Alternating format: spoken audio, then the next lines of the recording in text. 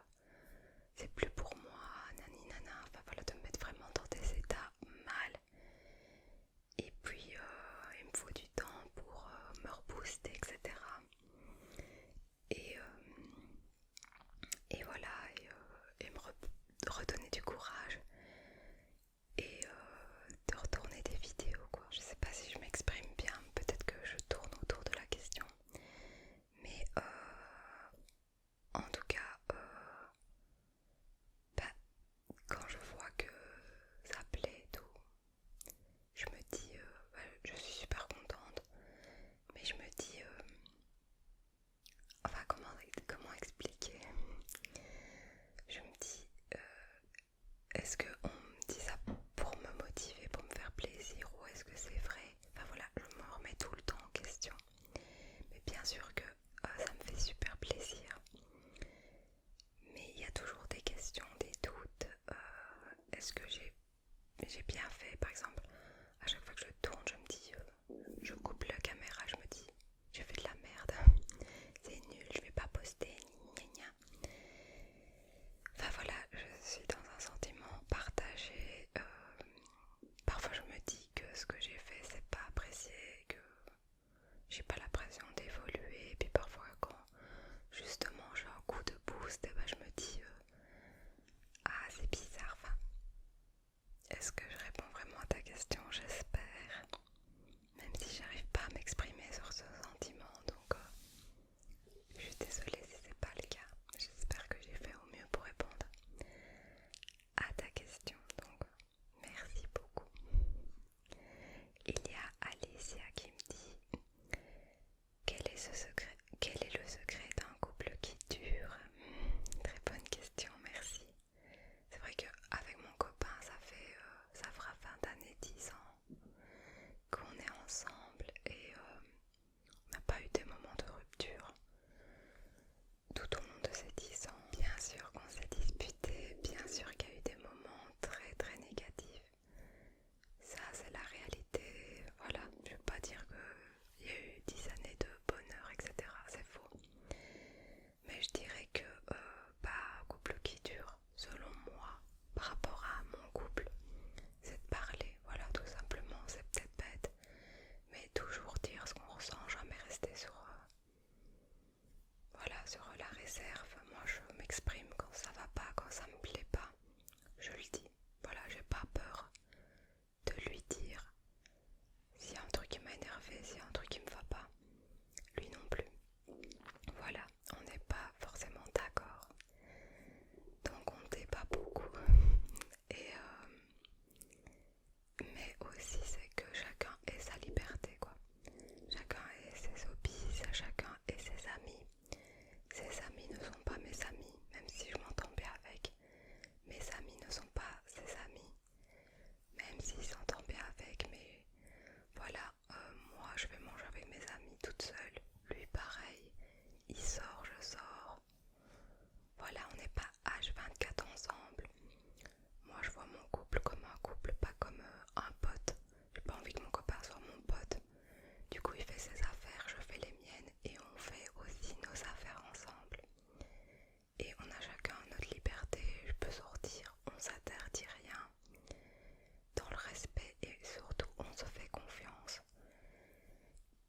Donc voilà, je pense que tout ça fait que notre couple dure. Et on est aussi deux personnes totalement différentes. Et on dit que qui se ressemble, ça semble, mais parfois quand on est c'est différent, c'est bien aussi parce que on peut se rejoindre sur des choses et donner envie à l'autre, faire découvrir des choses, etc.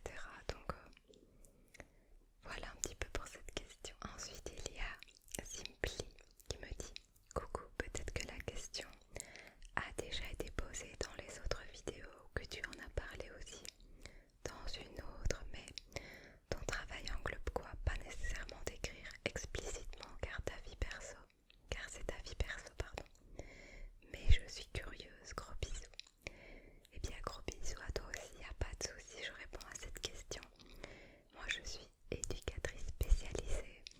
En gros c'est un travail dans le social, d'aide à la personne. Donc moi je peux travailler avec plusieurs publics: enfants, personnes handicapées, personnes dans le besoin, personnes âgées, adultes, etc. Dans les écoles, dans plein d'établissements. Mais moi je suis plus spécialisée avec les personnes âgées, donc je travaille dans des maisons de repos et j'accompagne au mieux les gens dans leur vie au quotidien en créant des activités, en créant des moments individuels, en cherchant des objectifs, en les aidant dans leur fin de vie à se sentir bien, voilà. Et surtout avoir quelqu'un qui les écoute et qui répond à leurs demandes.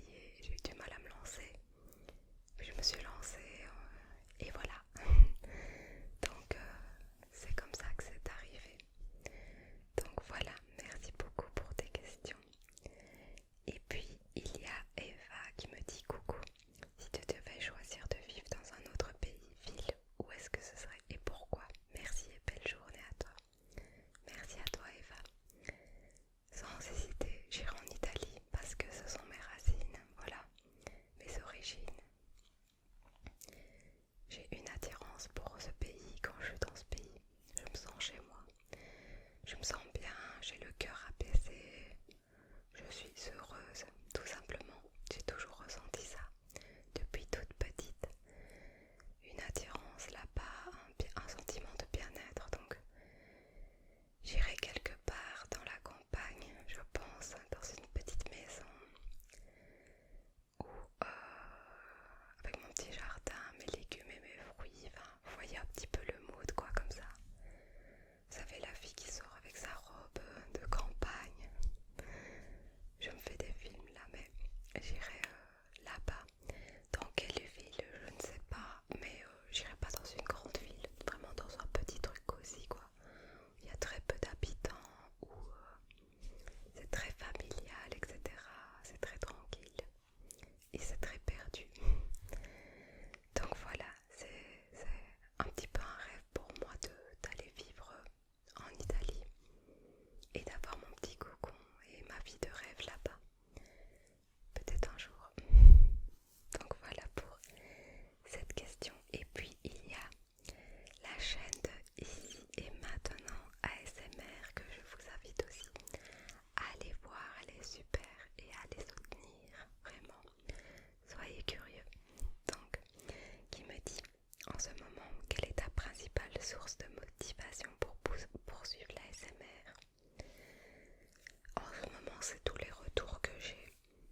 Le fait que mes abonnés montent discrètement, mais je vois quand même qu'il y a une petite augmentation. Donc je vais pas vous cacher, c'est motivant de voir ça. Et de voir tous les retours positifs, les beaux commentaires, et ben c'est ma force, vraiment c'est ce qui m'aide à tourner parce que je sais qu'il y a des gens derrière qui me soutiennent. Même si c'est pas tous les jours facile. Comme je le disais, il y a souvent des périodes où j'ai envie de tout arrêter parce que je me sens pas bien et parce que peut-être je suis trop exigeante avec moi-même. Donc voilà. Et quel serait ton conseil pour une chaîne qui progresse lentement?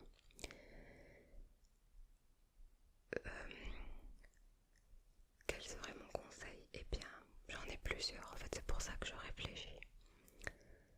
Déjà, c'est facile à dire, mais c'est de garder la force, c'est de garder en tête le pourquoi on fait de l'ASMR, le pourquoi on a créé notre chaîne, le pourquoi on veut partager avec les autres. Donc ça, bien le garder en tête. Et puis, un petit peu de tout. Par exemple, parfois je constate qu'il y a des chaînes qui n'utilisent pas YouTube Studio. Ça paraît bête, mais c'est la base quoi. Et puis essayer de comprendre les petites astuces qui nous aident à pousser un petit peu l'algorithme, c'est-à-dire poster au bon jour, aux bonnes heures, avoir un titre qui attire, avoir une miniature qui attire. Ça c'est super important, même si voilà, je vais pas mentir que c'est juste la vidéo, c'est la première chose que les gens vont voir, c'est la miniature et le titre. Donc il faut faire attention à ça. Utiliser des hashtags, ça peut aider aussi. Mais vraiment, ce qui aide, c'est les jours. Par exemple, le lundi, le mardi, le mercredi et le jeudi, je sais que c'est des bons jours. Vendredi, samedi, un petit peu moins. Le dimanche, oui. Si on poste à 20h, c'est bien. Avant, c'est un petit peu moins bien. Enfin, après, c'est mon propre avis, hein. Ça veut pas forcément dire que ça ne fonctionne pas sur des chaînes plus grosses, etc. Mais je parle pour ma chaîne. De faire ce que tu aimes. Voilà, les gens vont le ressentir, ne pas se forcer à faire des choses parce que c'est tendance et parce que ça attire. Et quelque chose aussi qui est bien, c'est de commenter, de se montrer un petit peu partout. Ça aide la chaîne à être alimentée et ça peut aussi permettre aux gens qui lisent les commentaires de repérer, d'être curieux et de dire ah tiens c'est qui, je connais pas cette personne. Je clique, je vais voir et je vois qu'elle fait des vidéos. Donc ça aussi c'est un conseil